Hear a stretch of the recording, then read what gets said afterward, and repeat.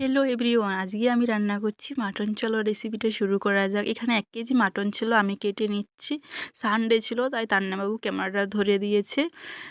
এরপর আমি চিকেনগুলোও কেটে নেব। পিসগুলো বড় বড় ছিল। চিকেন আলু আমি কেটে নিচ্ছি, ভালো করে কেটে ধুয়ে। এরপর আমি এটা প্রেসার কুকারে সিদ্ধ করতে দিয়ে দেবো। সিদ্ধ করে রান্না করলে টেস্ট কিন্তু দারুণ হয়।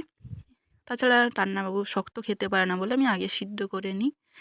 ব্যাস আমার এটা সিদ্ধ হয়ে গেছে। এরপর আমি কড়াইয়ের মধ্যে গোটা জিরা, লঙ্কা ফোড়ন দিয়ে, তেজপাতা ফোড়ন দিয়ে, এরপর আমি এখানে পেঁয়াজ কেটে রেখেছিলাম, পেঁয়াজটা দিয়ে দেবো।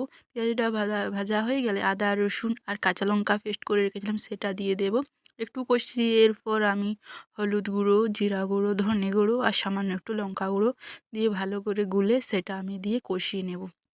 যারা আমার ইউটিউব থেকে দেখছো তারা আমার ইউটিউব চ্যানেলটা সাবস্ক্রাইব করে নেবে, এবং যারা আমার ফেসবুক পেজ থেকে দেখছো ফেসবুক পেজটা ফলো করে নেবে। ভিডিও ভালো লাগলে লাইক কমেন্ট শেয়ার করতে অবশ্যই ভুলবেন না। এরপর আমার মশলাটা কষা হয়ে গেছে। আমি যেহেতু এটা মাটনটা আমি প্রেসার কুকারে সিদ্ধ করে নিয়েছিলাম, এই জন্য আমার মা মাংসটা ঢেলে দিচ্ছে। এরপর মা দিয়ে দিল স্বাদ মতো লবণ। এরপর আমি এটা নাড়তে থাকছি, আমি ভালো করে কষাবো।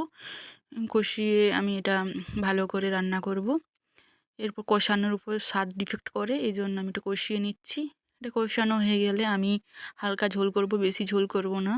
এরপর আমি এটা ঝোলের জন্য জল দিয়ে দিচ্ছি, এবং ফুটে গেলে সামান্য একটু গরম মশলা দিয়ে আমি এটা নামিয়ে নেব।